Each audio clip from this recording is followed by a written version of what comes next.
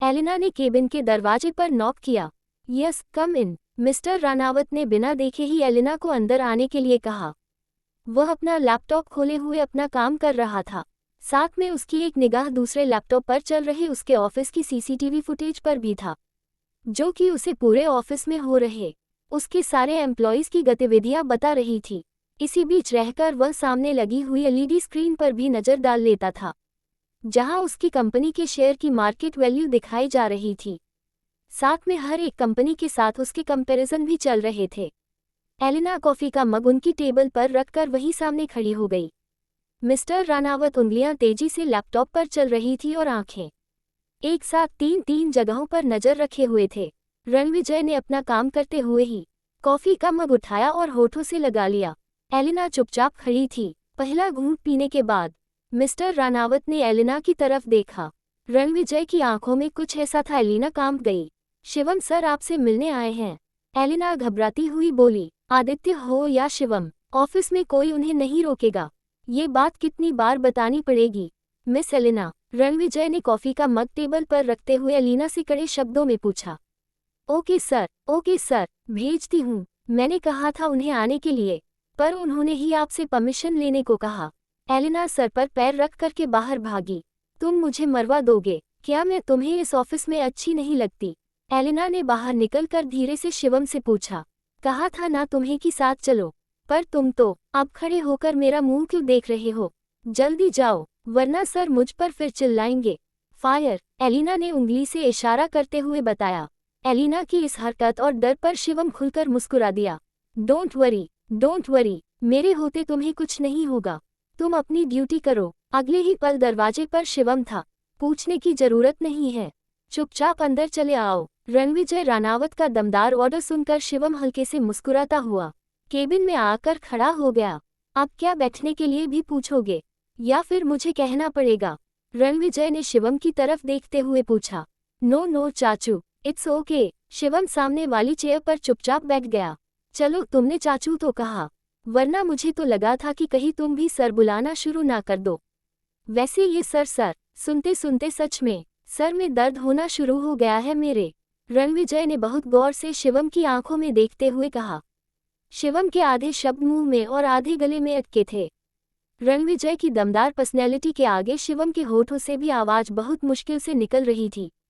हालांकि वह खुद एक दमदार पर्सनैलिटी का 22 या 23 साल का युवक था और देखने में बिल्कुल रणविजय के छोटे भाई की तरह लग रहा था। शारीरिक बनावट में शिवम 19 था तो रणविजय 20। शिवम को जब कुछ देर तक कुछ नहीं समझ में आया कि वह क्या जवाब दे या फिर बातों का सिलसिला आगे कैसे बढ़ाए, तो उसने कार्ड रणविजय के आगे कर दिया। एक नज़र कार्ड पर डाली और शिवम से पूछा, ये तो घर पर भी दिया जा सकता था ना? आदित्य ने कुछ बताया नहीं इस बारे में। सॉरी चाचू, उन्होंने कहा था कि कार्ड आपके हाथ में ही देना है और आज आप वापस ऑफिस आ जाएंगे। मेरा हॉस्टल अपोजिट साइड में पड़ता है आपके घर से, इसलिए मैं ऑफिस में ही लेकर आ गया। शिवम ने आंखें झुकाते हुए सफाई दी। आपके घर से क्या मतलब है तुम्हारा? एक मिनट, क्या कहा तुमने? तुम्हारे हॉस्टल से? कहीं तुम हॉस्टल में तो नहीं रह रहे? रणविजय ने बिल्कुल डांटने वाले लहजे में शिवम से पूछा। रणविजय की डांट सुनकर शिवम को जवाब देते नहीं बन पा रहा था।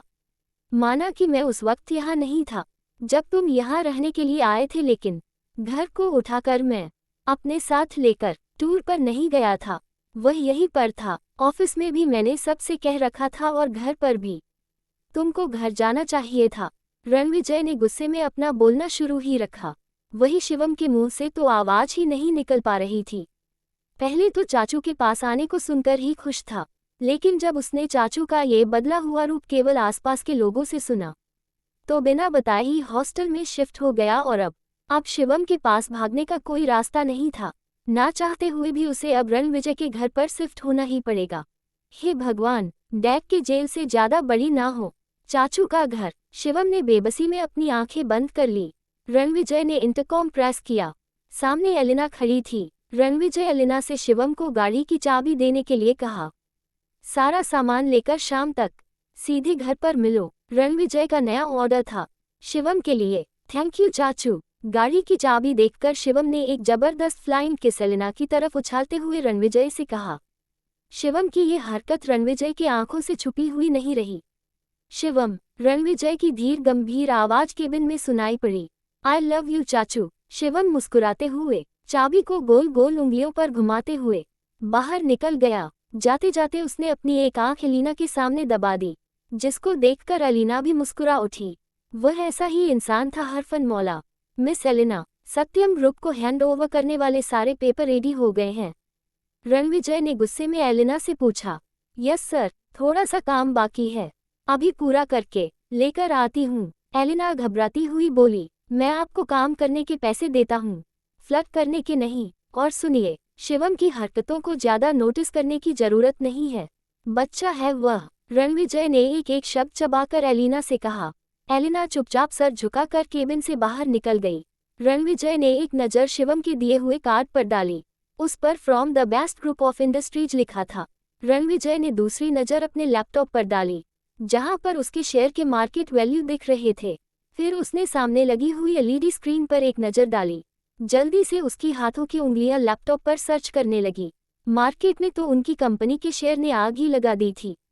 उन्होंने बेस्ट ग्रुप की कंपनी के शेयर देखे। The best group of company आज उनसे बहुत पीछे थी। मिस्टर रानावत ने झटके से लैपटॉप बंद किया और कहा, तो यह है तुम्हारा ठिकाना, द बेस्ट ग्रुप।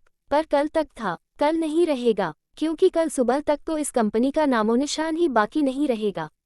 बर्बाद कर दूंगा मैं उन सबको जिन्होंने मुझको बर्बाद किया, या फिर जिनका थोड़ा सा भी हाथ मेरी बर्बादी के पीछे था। कुछ भी बाकी नहीं रहेगा। द बेस्ट ग्रुप मेरा नेक्स्ट टारगेट। आज रात ही खत्म हो जाएगा, फिर देखता हूँ तुम कहाँ छुपती हो और कौन तुम्हें छुपा लेता है मेरी आंखों के घेरे से। पैसा, पैसा चाहिए था तुमको। प्यार का सौदा पैसों के लिए किया था ना तुमने। आज तुम्हारी जरूरत और तुम्हारी उम्मीद से भी ज्यादा पैसा है मेरे पास। आ रहा हूँ मैं तुम्हारे पास, लौटा देना मुझे मेरा प्यार और मेरी जिंदगी। रणविजय ने गुस्से से लैपटॉप झटके से बंद किया। गुस्से और बेबसी की एक लहर ने उसे अपनी चपेट में ले लिया था। रणविजय ने कसकर अपनी आंखें बंद कर ली। आंखों के आगे फिर से वह हंसता मुस्कुराता साया लहरा गया, जैसे कि रणविजय की हालत के मजे ले रही हो। पहले ढूंढो तो मुझे। नहीं। रणविजय गुस्से में अपनी टेबल पर हाथ रखकर उठकर खड़ा हो गया। कौन है ये लड़की जो छाई हुई है रणविजय के हवासों पर? क्या रणविजय इसे ढूंढ पाएगा और दिला पाएगा अपनी वफा का एहसास? जानने के लिए सुनते रहे अर्चना वर्मा की लिखी कहानी वफा अब हम करेंगे।